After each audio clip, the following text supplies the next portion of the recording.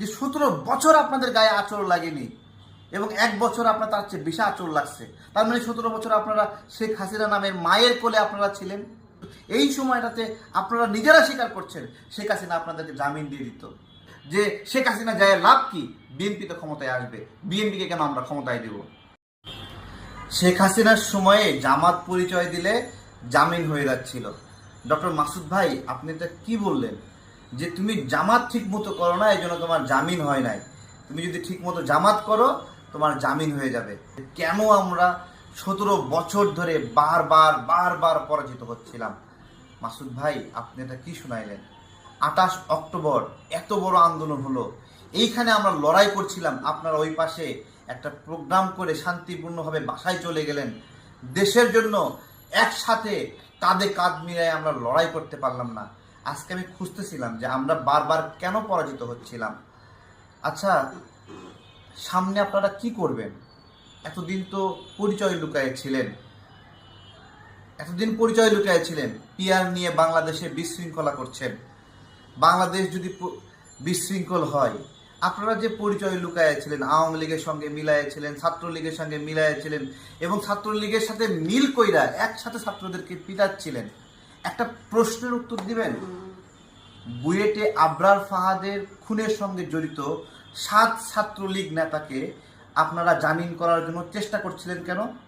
তারা কি আসলেই ছাত্রলীগ নাকি গোপনে ছাত্র শিবির ছিল, যে কারণে দলগতভাবে আপনাদের কর্মীরা সংঘবদ্ধভাবে আবরার ফাহাদের খুনির পক্ষ নিচ্ছিল এবং বলছিল যে এই আবরার ফাহাদের খুনির পক্ষে শিশির মনির যে দাঁড়িয়েছে এইটাই হক।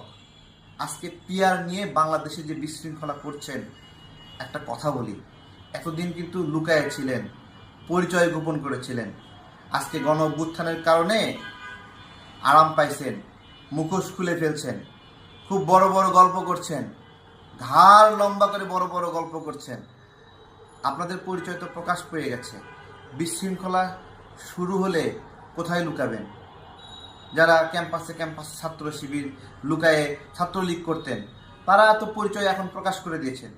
সুতরাং বিশৃঙ্খলা হলে এই বাংলাদেশের সবচেয়ে বেশি বিপদে আপনারাই পড়বেন। যে পিআর সিস্টেম নিয়ে বিশৃঙ্খলা চেষ্টা করছেন, আজকে রোডম্যাপ ঘোষণা হয়েছে, আপনারা 300 আসনে প্রার্থী ঘোষণা করেছেন। একটা কথার উত্তর আপনারা জীবনেও দিতে পারবেন না মাসুদ ভাই।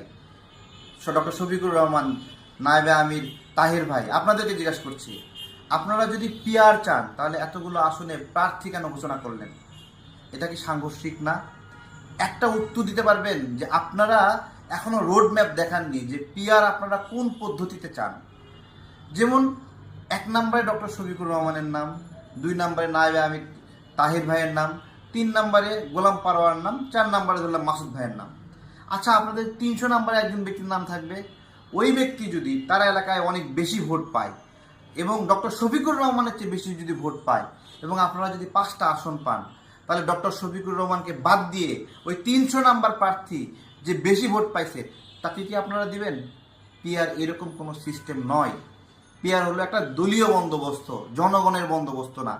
জনগণ যেরকমভাবে তাকে প্রত্যাখ্যান করার ক্ষমতা রাখে জনপ্রতিনিধি নির্বাচনের প্রক্রিয়ায়, আপনাদের দেওয়া পিআর পদ্ধতিতে জনগণের এই প্রত্যাখ্যান করার সুযোগ আছে? যে কোনো দল 20টা আসন পেয়েছে পিআরের মাধ্যমে, তার মধ্যে কোনো একজন ব্যক্তিকে জনগণ পছন্দ করে না, বাট দল টাকা পয়সা ক্ষমতা প্রভাবের কারণে দিয়েছে, এটা প্রত্যাখ্যান করার সিস্টেম পিআরের মাধ্যমে আছে? বলেন, নাই। আপনারা কোন পথে হাঁটছেন নিজেদেরকে জিজ্ঞাসা করেন। আজকে বলে ফেলেছেন কিন্তু যে জামাত পরিচয় দেওয়ার কারণে আপনাদেরকে গ্রেপ্তার করা হয় না, জামিন দেওয়া হয়েছে। 28 অক্টোবরে আমার সাথে একজন ভাইয়ের কথা বলছিল যে যদি আটক হও জামাতের পরিচয় দেবা, আটক তোমাকে করবে না। আসলেই 28 অক্টোবরে জামাতের খুব কম লোক গ্রেপ্তার হয়েছে বা কেউ গ্রেপ্তার হয়ই নাই। গ্রেপ্তার হলেও বিএনপির প্রোগ্রামের আশেপাশে আসছিল, সেই কারণে গ্রেপ্তার হয়েছে। ডক্টর শফিকুর রহমান ইফতার মাহফিলে বলেছে আওয়ামী লীগের সঙ্গে আপনারা যুদ্ধ করবেন না। এই গণ অভ্যুত্থানের মধ্যেও আপনারা এই ধরনের নীতিতে ছিলেন যে শেখ হাসিনার পতন হয়ে লাভ কি, ক্ষমতায় তো বিএনপি যাবে, এইরকম নীতিতে ছিলেন আপনারা। শেষ পর্যন্ত মাঠে নামতে আপনারা কনফিডেন্স ছিলেন না। যে আপনারা আসলেই নামবেন কি নামবেন না, শেখ হাসিনা আসলেই পতন হবে কি হবে না, এই বিষয়ে আত্মবিশ্বাসী ছিলেন না। যেই কারণে আজকে একটা ছবি দেখাতে পারেন না, ভিডিও দেখাতে পারেন না, আপনাদের লড়াইয়ের কোনো গল্প নাই ভাই। হতে পারে আপনাদের যারা আগে ছিল অনেক লড়াই করেছে, অনেক গল্প আছে, কিন্তু জবাব দিতে পারবেন? কোনো জবাব আছে? নিজের কথায় নিজেরা এভাবে ধরা খেয়েন না। সামনে নির্বাচনের রোডম্যাপ ঘোষণা হয়েছে। আশা করি এই পিআর নিয়ে আর বিশৃঙ্খলা করবেন না। আপনারা কিন্তু প্রকাশ পেয়ে গেছেন, যারা যেখানে যেখানে লুকায়ে লুকায়ে ব্যবসা করতেন আজকে কিন্তু প্রকাশ পেয়ে গেছেন। ওই আরাম আর কিন্তু থাকবে না। আপনারা নিজেরাই ভেবে দেখেন, আপনারা কেন লুকায়ে থাকতেন?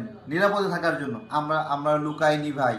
আমরা সাহসিকতার সাথে আমাদের লড়াইয়ের কথাগুলো বলছি, আমরা চ্যালেঞ্জ করেছি। আমাদেরকে ছাত্রলীগ, আওয়ামী লীগ, যুবলীগ পরিচয় থাকতে হয়নি, আওয়ামী লীগের সঙ্গে মিলমিশ করে থাকতে হয়নি। আমরা রিমান্ডে গেছি, জেলে গেছি, আপনারাও কষ্ট করেছেন। কিন্তু আপনারা কেন তাহলে বলছেন? বলেন যে আপনারা আগে ভালো ছিলেন। বলেন আপনারা কেন বলছেন এটা যে জামাত বললে জামিন দিত?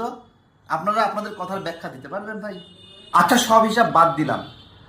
এই গণ অভ্যুত্থানে 10,000 মানুষ যদি গ্রেপ্তার হয়, আপনাদের গ্রেপ্তারের একটা তালিকা দিতে পারবেন যে 10 ভাগের 1 ভাগ মানুষ আপনাদের গ্রেপ্তার হয়েছে বা 100 মানুষ আটক হয়েছে, এরকম দিতে পারবেন আপনারা? আপনারা 2 আগস্ট, 3 আগস্ট, 1 আগস্ট এই সময়টাতে আপনারা তো মাঠেই নামেন নাই। যখন কিনা আপনাদেরকে নিষিদ্ধ করলো তখন আপনারা কিছুটা মাঠে নেমেছেন, এর আগ পর্যন্ত আপনারা নামেন নাই। আপনাদের উপর আঘাত না আসা পর্যন্ত আপনারা দেশের জন্য সেই দরদ দেখান নাই। আপনাদের মধ্যে এই আত্মবিশ্বাস ছিল না যে শেখ হাসিনা এখান থেকে যাবে।